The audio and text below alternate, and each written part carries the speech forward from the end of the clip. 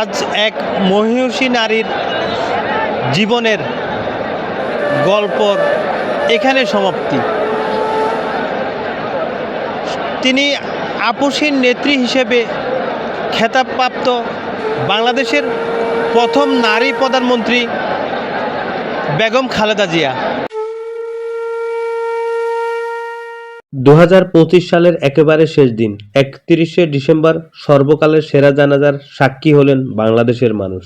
প্রিয় নেত্রী বেগম খালেদা জিয়াকে বিদায় জানাতে জানাজা নামাজে শামিল হন লক্ষ লক্ষ মানুষ।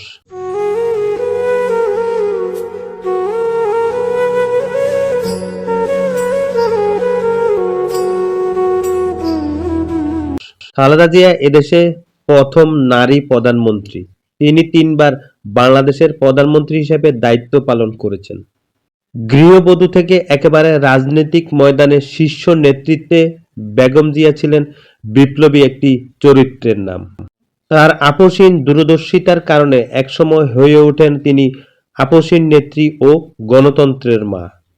গেল 30শে ডিসেম্বর সকাল 6 ঘটিকার সময় শহীদ রাষ্ট্রপতি জিয়াউর রহমানের সহধর্মিণী এবং বিএনপির ভারপ্রাপ্ত চেয়ারম্যান তারেক রহমানের মা রাজধানীর এভারকেয়ার হাসপাতালে শেষ নিঃশ্বাস ত্যাগ করেন।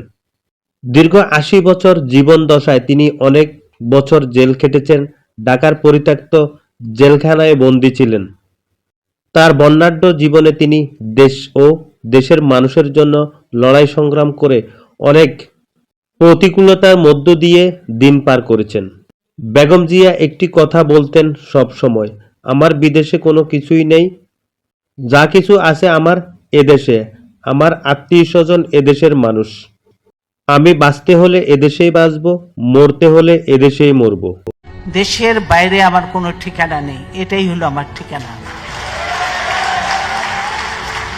এই দেশ, এই দেশের মাটি, মানুষই আমার সবকিছু। ঠিক তাই হয়েছে। কোটি মানুষের শ্রদ্ধা ও ভালোবাসায় সিক্ত হয়ে চির বিদায় নিলেন বাংলাদেশের বিপ্লবী এই নারী নেত্রী।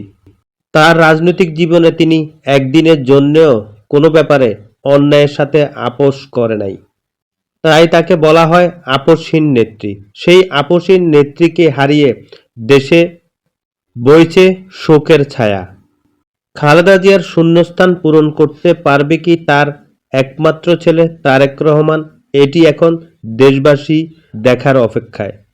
আপসীন গণতন্ত্রকামী এক মহিষী নারী তিনি বেগম খালেদা জিয়া। তার এই জানাজা নামাজ প্রমাণ করে দেয় আসলে তিনি বাংলাদেশের মানুষের হৃদয়ে কতটুকু স্থান করে নিয়েছে।